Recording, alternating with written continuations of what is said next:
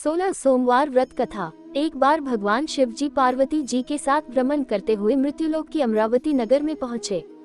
उस नगर के राजा ने भगवान शिव का एक विशाल मंदिर बनवा रखा था। शिव और पार्वती उस मंदिर में रहने लगे। एक दिन पार्वती ने भगवान शिव से कहा, हे प्राणनाथ, आज मेरी चौसा खेलने की इच्छा हो रही है। पार्वती की इच्छा जानकर शिव पार्वती के साथ चौसा खेलने बैठ गए। खेल प्रारंभ होते ही उस मंदिर का पुजारी वहां आ गया। माता पार्वती जी ने पुजारी जी से पूछा कि हे पुजारी जी, ये बताए कि इस बाजी में किसकी जीत होगी। तो ब्राह्मण ने कहा कि महादेव जी की। परंतु चौसा में शिव जी की पराजय हुई और माता पार्वती जी जीत गयी। तब ब्राह्मण को उन्होंने झूठ बोलने के अपराध में कोढ़ी होने का श्राप दिया। शिव और पार्वती उस मंदिर से कैलाश पर्वत लौट गए। पार्वती जी के श्राप के कारण पुजारी कोढ़ी हो गया। नगर के स्त्री पुरुष उस पुजारी की परछाई से भी दूर दूर रहने लगे। कुछ लोगों ने राजा से पुजारी के कोढ़ी हो जाने की शिकायत की, तो राजा ने किसी पाप के कारण पुजारी के कोढ़ी हो जाने का विचार कर उसे मंदिर से निकलवा दिया। उसकी जगह दूसरे ब्राह्मण को पुजारी बना दिया। कोढ़ी पुजारी मंदिर के बाहर बैठकर भिक्षा मांगने लगा। कई दिनों के पश्चात स्वर्गलोक की कुछ अप्सराएं उस मंदिर में पधारी और उसे देखकर कारण पूछा। पुजारी ने निःसंकोच पुजारी ने उन्हें भगवान शिव और पार्वती जी के चौसा खेलने और पार्वती जी के शाप देने की सारी कहानी सुनाई। तब अप्सराओं ने पुजारी से 16 सोमवार का विधिवत व्रत रखने को कहा। पुजारी द्वारा पूजन विधि पूछने पर अप्सराओं ने कहा, सोमवार के दिन सूर्योदय से पहले उठकर स्नान आदि से निवृत्त होकर स्वच्छ वस्त्र पहनकर आधा सेर गेहूं का आटा लेकर उसके 3 अंग बनाना। फिर घी का दीपक जलाकर गुड़, नैवेद्य, बेलपत्र, चंदन, अक्षत, फूल, जनेऊ का जोड़ा लेकर प्रदोष काल में भगवान शिव की पूजा अर्चना करना। पूजा के बाद 3 अंगों में एक अंग भगवान शिव को अर्पण करके एक आप ग्रहण करें।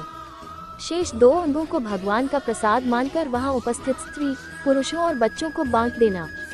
इस तरह व्रत करते हुए जब 16 सोमवार बीत जाए तो 17वें सोमवार को एक पाव आटे की बाटी बनाकर उसमें घी और गुड़ मिलाकर चूरमा बनाना। फिर भगवान शिव को भोग लगाकर वहां उपस्थित स्त्री, पुरुष और बच्चों को प्रसाद बांट देना। इस तरह 16 सोमवार व्रत करने और व्रत कथा सुनने से भगवान शिव तुम्हारे कोढ़ को नष्ट करके तुम्हारी सभी मनोकामनाएं पूरी कर देंगे। इतना कहकर अप्सराएं स्वर्गलोक को चली गईं। पुजारी ने अप्सराओं के कथनानुसार 16 सोमवार का विधिवत व्रत किया। फलस्वरूप भगवान शिव की अनुकंपा से उसका कोढ़ नष्ट हो गया। राजा ने उसे फिर मंदिर का पुजारी बना दिया। वह मंदिर में भगवान शिव की पूजा करता आनंद से जीवन व्यतीत करने लगा। कुछ दिनों बाद पुनः पृथ्वी का भ्रमण करते हुए भगवान शिव और पार्वती उस मंदिर में पधारे। स्वस्थ पुजारी को देखकर पार्वती ने आश्चर्य से उसके रोग मुक्त होने का कारण पूछा, तो पुजारी ने उन्हें 16 सोमवार व्रत करने की सारी कथा सुनाई। पार्वती जी भी व्रत की बात सुनकर बहुत प्रसन्न हुई और उन्होंने पुजारी से इसकी विधि पूछकर स्वयं 16 सोमवार का व्रत प्रारंभ किया। पार्वती जी उन दिनों अपने पुत्र कार्तिकेय के नाराज होकर दूर चले जाने से बहुत चिंतित रहती थी। वे कार्तिकेय को लौटा लाने के अनेक उपाय कर चुकी थी, लेकिन कार्तिकेय लौटकर उनके पास नहीं आ रहे थे।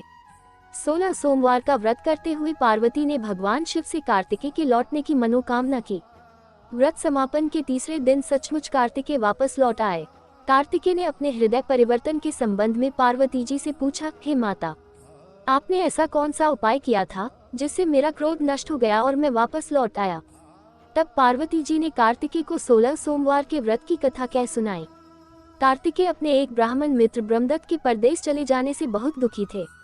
उसको वापस लौटाने के लिए कार्तिकेय ने 16 सोमवार का व्रत करते हुए ब्रह्मदत्त के वापस लौट आने की कामना प्रकट की। व्रत के समापन के कुछ दिनों के बाद मित्र लौट आया। ब्राह्मण ने कार्तिकेय से कहा, प्रिय मित्र, तुमने ऐसा कौन सा उपाय किया था जिससे परदेश में मेरे विचार एकदम परिवर्तित हो गए और मैं तुम्हारा स्मरण करते हुए लौट आया।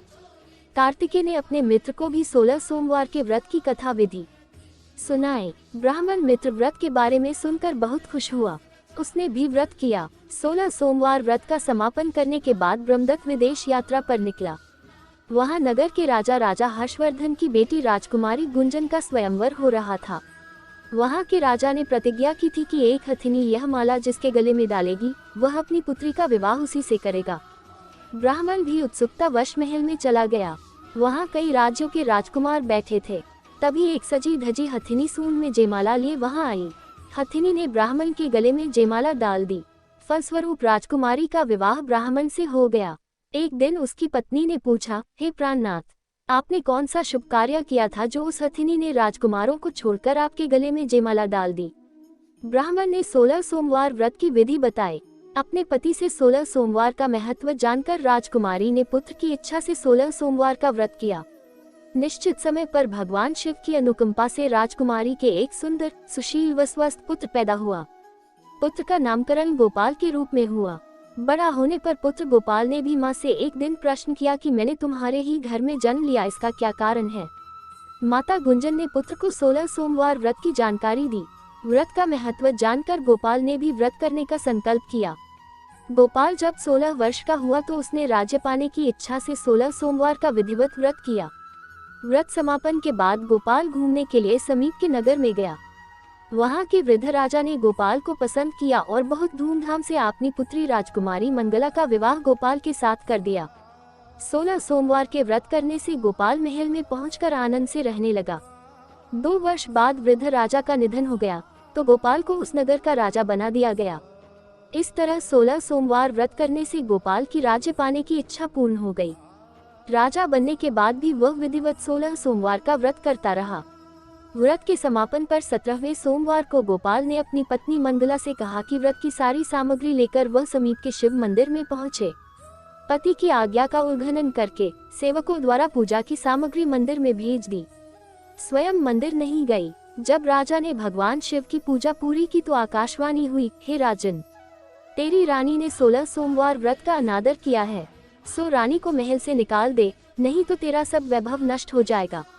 आकाशवाणी सुनकर उसने तुरंत महल में पहुंचकर अपने सैनिकों को आदेश दिया कि रानी को दूर किसी नगर में छोड़ आओ। सैनिकों ने राजा की आज्ञा का पालन करते हुए उसे तत्काल उसे घर से निकाल दिया। रानी भूखी प्यासी उस नगर में भटकने लगी। रानी को उस नगर में एक बुढ़िया मिली। वह बुढ़िया सूत काटकर बाजार में बेचने जा रही थी, लेकिन उस बुढ़िया से सूत उठ नहीं रहा था। बुढ़िया ने रानी से कहा, बेटी, यदि तुम मेरा सूत उठाकर बाजार तक पहुंचा दो और सूत बेचने में मेरी मदद करो तो मैं तुम्हें धन दूंगी। रानी ने बुढ़िया की बात मान ली, लेकिन जैसे ही रानी ने सूत की गठरी को हाथ लगाया तभी जोर की आंधी चली और गठरी खुल जाने से सारा सूत आंधी में उड़ गया। बुढ़िया ने उसे फटकार कर भागा दिया। रानी चलते चलते नगर में एक तेली के घर पहुंची। उस तेली ने तरस खाकर रानी को घर में रहने के लिए कह दिया, लेकिन तभी भगवान शिव के प्रकोप से तेली के तेल से भरे मटके एक एक करके फूटने लगे। तेली ने भी भागा दिया। भूखी प्यास से व्याकुल रानी वहां से आगे की ओर चल पड़ी।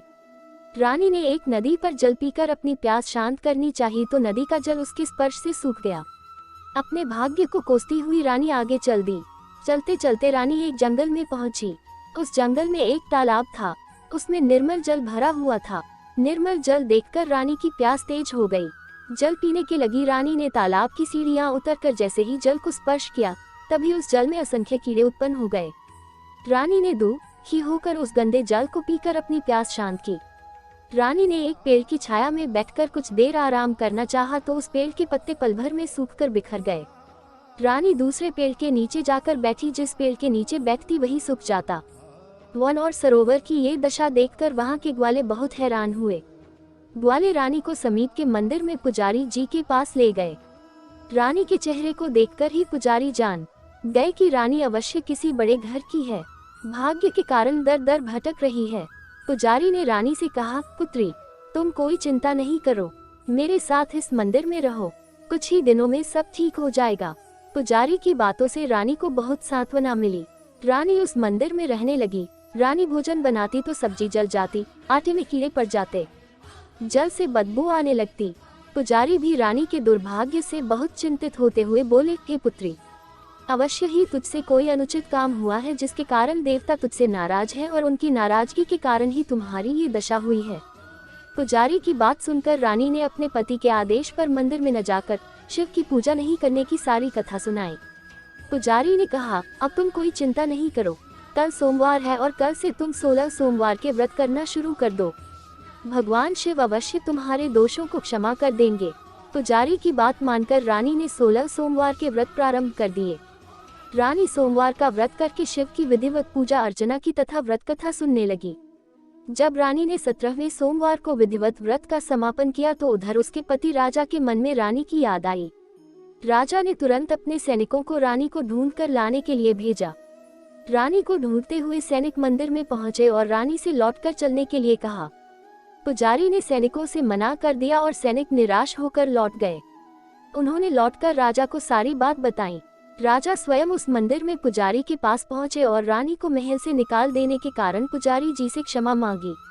पुजारी ने राजा से कहा, ये सब भगवान शिव के प्रकोप के कारण हुआ है। इतना कहकर रानी को विदा किया।